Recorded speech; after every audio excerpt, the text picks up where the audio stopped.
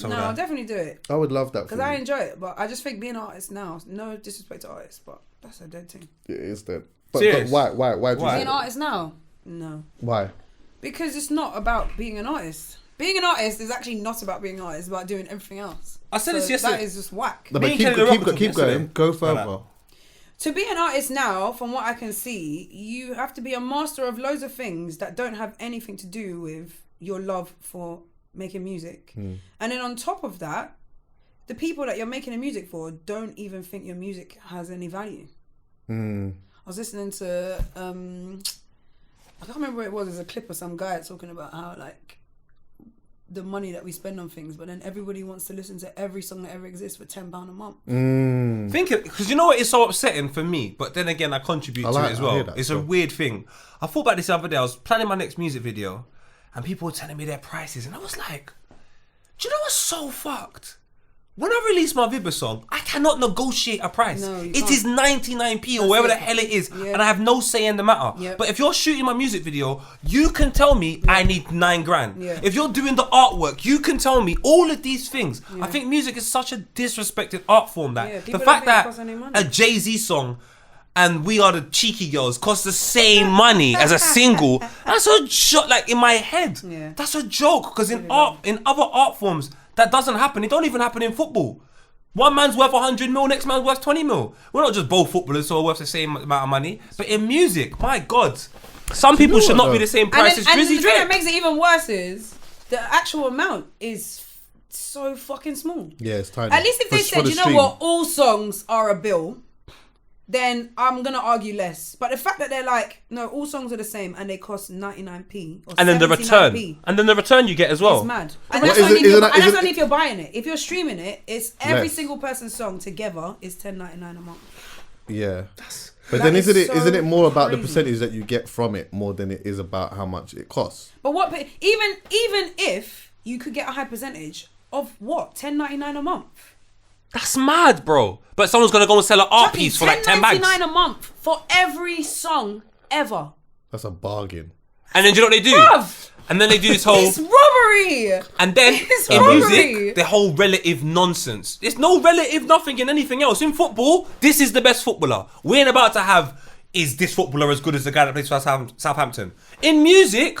Oh, it's all relative. No, this song is actually dead, bruv, but it costs the same amount of money as Skepta, Bad Man in Tivoli, featuring Julie. Are you suggesting that, like, let's say a better method would be, you obviously have, let's say Spotify, for example, right? If you use Spotify, but you still have to pay for the artist that you want to listen to. I think a better thing, it's the same thing with the tickets. Buy music. Yeah.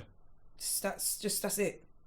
Yeah, or at least it's mad because I actually was a host on Apple Music, but it's mad. But still, you still can have a belief system. It's the bottom line. Like, there's nothing else that you just are able to do this. You can't buy it. Buy it and own it. That's the end of it. There shouldn't be any other discussion with this. It's mad that we're doing what we're doing right now.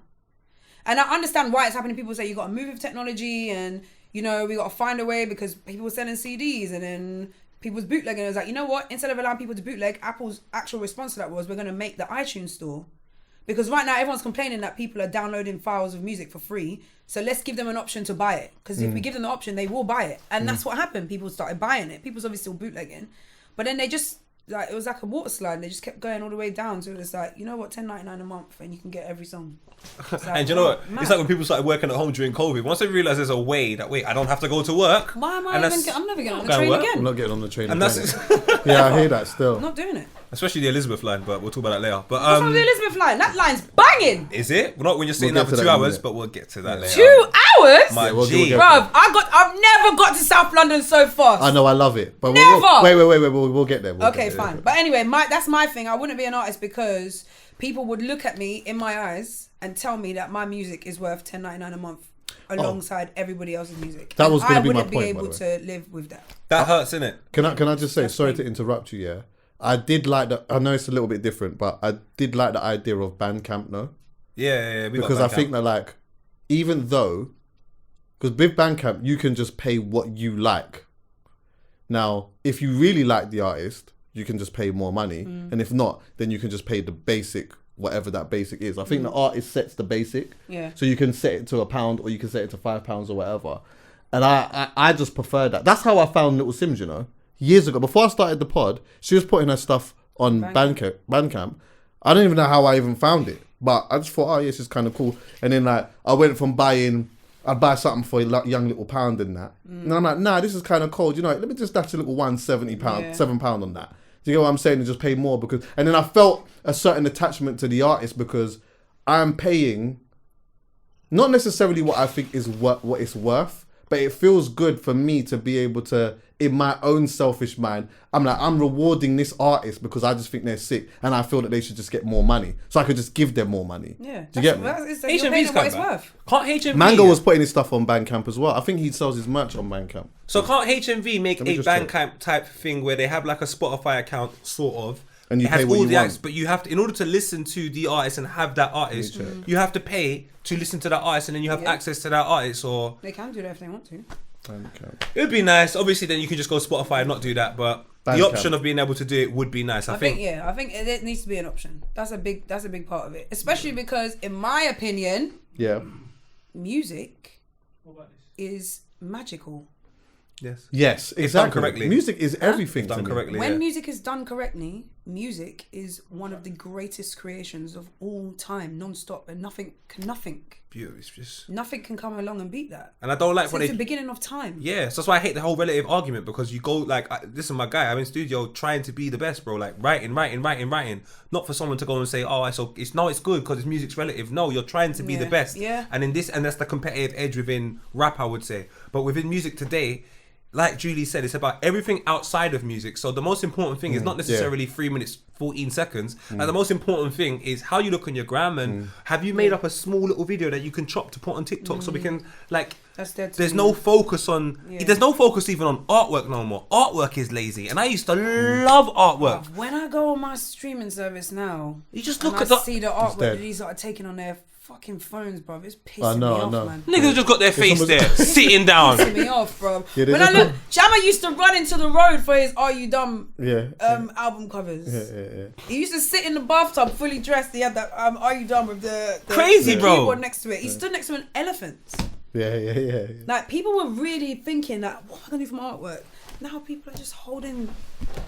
It's nothing. The artwork, go on iTunes right at now. Some point would have been something that you would have wanted to frame. Yeah. You would have wanted to have a piece of. It was. You art. remember sick artwork? Yeah, of course. You remember it. I remember Bob Marley artworks on vinyl. Stevie Wonder, the orange. I remember. Around with wearing the glasses. Yeah. Of course you remember that, man. Missy as well had some cold. Missy had some dope stuff. Bad. Marvin Gaye had dope. Just quickly on the Bandcamp thing. Put this on the screen. Go to the top and search Manga. Oh, shout out Manga, man. Same birthday, my brother.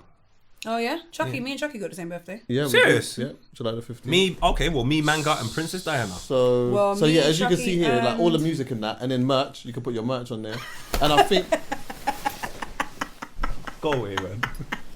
Jesus Christ. Yes, Manga. All of those are sold out. Just go to one of those. Christmas Day. Go up. Jesus' birthday, not Christmas Day. Left. Like something that you can buy. No. What? No, you're chatting shit. Are you chatting shit? Oh yeah, see look, see there you go. Spring. See with that, so you can pay £30, but you can pay more if you want though. Yeah, that's dope. HMV should try and create this. I saw them bringing back their store. They should. They're bringing back their store in central London. They're closing down that massive candy store that probably was selling drugs. So well done. HMV's back now. Let's try and create something online similar to Bandcamp. Just so, and I'm not saying everyone's going to go over there. It's going to work overnight. No. But the moment that you can show that music should be respected on a commercial standpoint, at least it changes the perspective of some people moving forward. Because everybody moving forward right now believes a song is worth 99 pence. That's what I'm saying. It's not even worth that anymore. It's not even worth that, yeah, for real. It's not even worth that. You're right, sorry, it's not even worth that. And that's why you have to give people the option. Because there's people that will sit and pay £7 for the Little Sims thing so where's the option for us to pay more? We don't have one. Which is why, like Chuckie said, Bandcamp is good. But then you need more. HMV should definitely do that. That'd be great. HMV and just make more experiences for music. More experiences for buying music. When is it Nicki's album that came out today? Yeah, it came out today. All that people can do is tweet. Oh, I love the album. Like, post a video of you, whatever, blah, blah. What are the other options to go and enjoy the music? But a Nicki fan wouldn't care any about it any other. No, but okay, that's an example. But anyone, when an album comes out that you like it, the Georgia Smith album, I think is fucking amazing. If she's not doing a show, what do I get to do? Just listen to it in my house. Like, can't I go to HMV and there's like a thing or buy the bottle? I hear you. It's like there needs to be more ways to enjoy and give value to music. And there's places like HMV that can do that. But otherwise, the artist's got to put on a show. I know it sounds even mad, but are people even listening to music and enjoying it in their house anyway? Because people used to do that. Like, that used to be... I remember I just said to you, when like we were just having a little moment dancing around or whatever, yeah? But, like, I remember coming back from my under 18 and my mum used to just be at home with a vinyl on or whatever, and she'd just be in the front room just dancing to it. Do you get what I'm saying? Yeah. Do people even do that? People ain't happy. Of course not. So people ain't happy. Fam, now the people, my cousins, for example. I feel like that's a small percentage of people that enjoy music to that degree.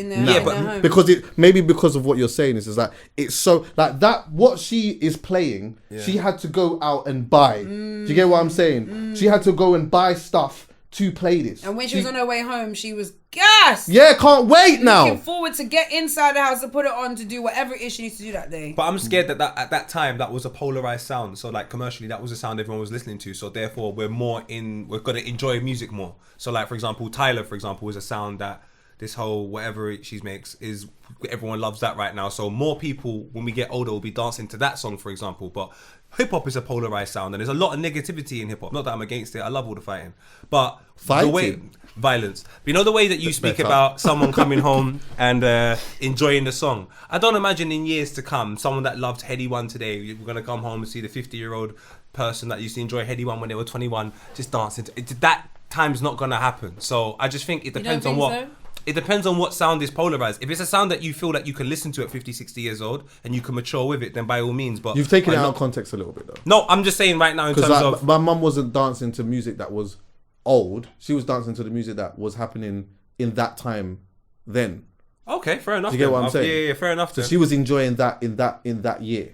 Okay. Not necessarily dancing to shit from the 60s. Well, my mum, that's what my mum does, and I rate it. And I look at it, and I'm like, you know what it says to me though? That there was bare venues that enjoyed this type of sound, and people went out and enjoyed themselves. There's no cameras, so if you're going to that dance, you're going to enjoy yourself. Whereas now, there's too many ulterior motives for listening to music or being involved in music and so on and so forth. Yeah. So everybody under one ceiling probably has 155 different reasons for being there. Yeah. So it means that the musical experience as you get older won't be the same for our parents. Gotcha.